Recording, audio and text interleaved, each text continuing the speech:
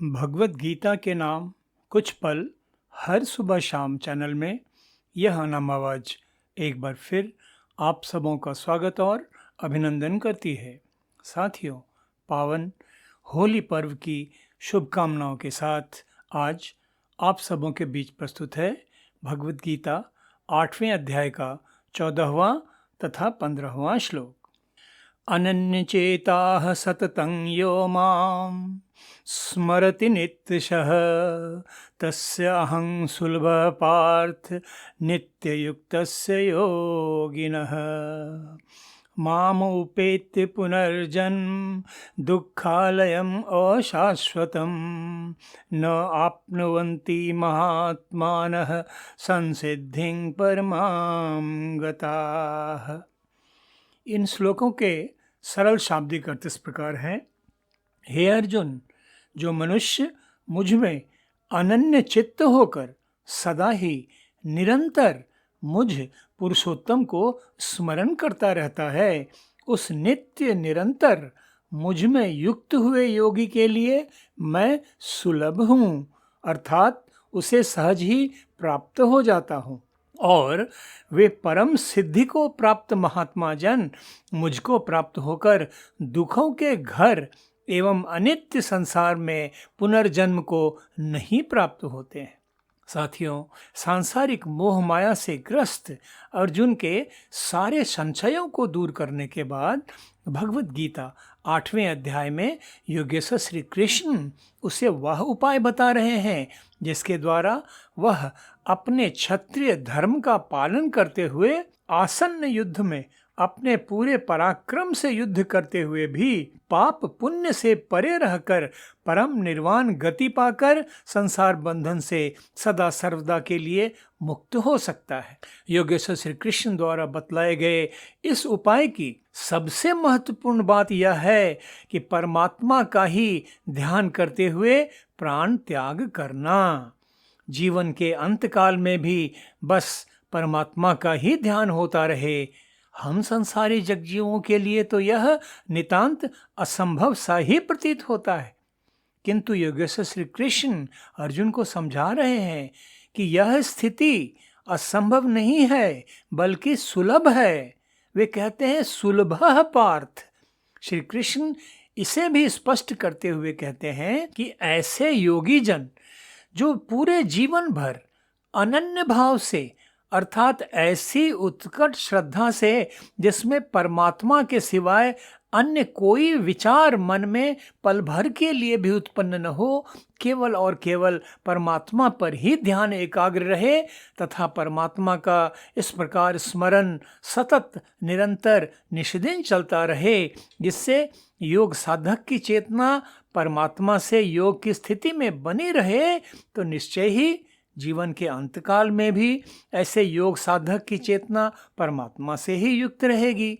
परमात्मा का ही स्मरण करते हुए आत्मा इस जड़ नश्वर शरीर को त्यागेगी और अंततः सच्चिदानंद परमात्मा के दिव्य मंडल में स्थापित हो जाएगी। योगेश्वर श्री कृष्ण अर्जुन को समझाते हैं, योग की इस उच्च स्थिति को प्राप्त करने के लिए सांसारिक कर्तव्य कर्मों का त्याग करने की आवश्यकता नहीं है, बल्कि कर्मयोगी बनकर निष्काम अनासक्त भाव से परमात्मा का सतत स्मरण करते हुए अपने सभी नियत सांसारिक कर्तव्य कर्मों का पालन करते रहने से योग की यह उच्चतम स्थिति सहज ही प्राप्त हो जाती है। यही कारण है कि अनन्य भाव से परमात्मा का स्मरण करते रहने वाले कर्मयोगी साधकों के लिए योगेश्वर श्री कृष्ण इस स्थिति को सुलभ बतला रहे हैं। साथियों, इतना ही नहीं, अगले श्लोक में योगेश्वर श्री कृष्ण अर्जुन को समझा रहे हैं कि परमात्मा प्राप्त कर लेने वाले योग साधक का फिर इस सतत परिवर्तनशील दुखमय संसार में पुनर्जन्म नहीं होता। संसार बंधन से मुक्त वह परमात्मा के परम चेतन मंडल में अनंत काल तक परमानंदमय विश्रांति की स्थिति में ही स्थापित रहता है। तो इस प्रकार सांसारिक कर्तव्य कर्म पालन से पलायन कर रहे अर्जुन की कर्मयोग के प्रति आस्था को दृढ़ता पूर्वक स्थापित कर योगेश्वर श्री कृष्ण केवल उसे ही नहीं, हम साधारण संसारी जगजीवों को भी सांसारिक कर्तव्य कर्मों का सम्यक पालन करते हुए परमात्मा प्राप्ति का मार्गदर्शन प्रदान कर रहे हैं। साथियों, सांसारिक कर्मों की प्राथमिकता में, सांसारिक कर्मों की प्रधानता में ही पूरा जीवन व्यर्थ व्यतीत करने वाले हम जगजीवों को भगवत गीता के ये श्लोक अनमोल मार्गदर्शन प्रदान करते हैं। हम साधारण जगजीव तो आजीवन संसार के प्रपंचों में ही उलझे रहकर जीवन बिता देते हैं। रात गंवाई सोए कर दिवस बिताओ खाए, हीरा जन्म अमोल था कौड़ी बदले जाए। हम संसारी जगजीवों की यही तो कहानी है। सुर दुर्लभ यह मानव जीवन खाकर सोकर आमोद प्रमोद में बिताकर व्यर्थ बिता देने के लिए तो नहीं मिला। यह तो मिलता है परमात्मा रूपी अनमोल रतन पाने के लिए, किंतु हम अज्ञानी जगजीव कौड़ी रूपी अनित्य क्षणिक सांसारिक सुखों की प्राप्ति को ही चरम उपलब्धि मानकर पूरा जीवन व्यर्थ बिता देते हैं। इस नश्वर क्षण भंगुर संसार की असारता को श्री कृष्ण मात्र 2 शब्दों में ही कितने फोर्सफुली अभिव्यक्त कर देते हैं जब वे इस संसार का वर्णन दुखालयम अशाश्वतम कहते हुए करते हैं। किंतु हम जगजीव तो अज्ञान की इतनी गहरी नींद में सोए हैं कि झकझोर कर उठाने पर भी नहीं जगते। मेरे परमाराध्य सद्गुरु सदाफल देव जी महाराज ने भी तो हमें सावधान करते हुए यही कहा, सब साधन नर देह है, ज्ञान मोक्ष कर द्वार, देव सदाफल सफल कर जीवन जन्म संहार। सच ही तो कहा सद्गुरुदेव ने, इस नश्वर मानव तन में ही तो ज्ञान तथा मोक्ष के द्वार भी छुपे पड़े हैं। आवश्यकता है अज्ञान की मोह निशा से जगकर सचेत होने की, मानव जीवन को, मानव जन्म को सफल करने की। योगेश्वर श्री कृष्ण ने तो अर्जुन के माध्यम से परमात्मा प्राप्ति का इतना सुगम, इतना सरल उपाय हम जगजीवों को बता दिया है कि इसके बाद भी यदि हम भगवत गीता के उपदेशों को चित्त में धारण कर कर्मयोगी बनकर अपने अपने सभी सांसारिक कर्तव्य कर्मों का पूरी निष्ठा से पालन करते हुए प्रतिपल परमात्मा का स्मरण करते हुए जीवन व्यतीत करने का निरंतर अभ्यास न करें तो यह तो हमारा दुर्भाग्य ही है।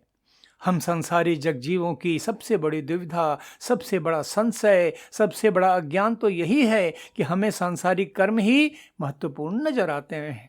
परमात्मा प्राप्ति संबंधी सत्संग, ये बातें हम जगजीवों को अधिक आकृष्ट नहीं कर पाती हैं। सांसारिक प्रपंचों में लिप्त रहना ही हमें ज़्यादा अच्छा लगता है। संत कबीर साहब ने कहा, जिन ढूंढा तिन पाया, गहरे पानी पैठ, मैं बौरा डूबन डरा, रहा किनारे बैठ। हम अज्ञानी जगजीव अपनी अंतरात्मा के गहरे पानी में छिपे बैठे परमात्मा को ढूंढने, उसे प्राप्त करने के दिव्य सुख से वंचित क्या किनारे ही बैठे रहेंगे? परमात्मा प्राप्ति निश्चय ही दुष्कर है, कठिन है, किंतु असंभव तो नहीं है। आवश्यकता है बस उत्कट श्रद्धा की, दृढ़ संकल्प की, सतत अभ्यास की। योगेश्वर श्री कृष्ण के श्री मुख से प्रवाहित केवल भगवत गीता ही नहीं बल्कि ईश्वर साक्षात्कार प्राप्त अनेक संतों योगी जनों की ज्ञानपूर्ण वाणियाँ हमें निरंतर सचेत कर रही हैं। कर्तव्य पालन में निरंतर रत रहो, किंतु परमात्मा का स्मरण भी निरंतर अबाध गति से चलता रहे। इसी में मानव जीवन की सार्थकता है, सफलता है, लक्ष्य प्राप्ति है। लक्ष्य बनाओ प्रभु मिलन, जीवन का उद्देश्य प्रभु प्राप्ति सब मिलन है, अन्य अमिल जगवेश। तो आज बस इतना ही। भगवत गीता के अगले श्लोकों के अर्थ तथा व्याख्या के साथ शीघ्र ही फिर आप सबों के बीच उपस्थित होऊंगा। तब तक आप सबों की सुख शांति समृद्धि के लिए अशेष मंगल कामनाओं के साथ धन्यवाद। नमस्कार।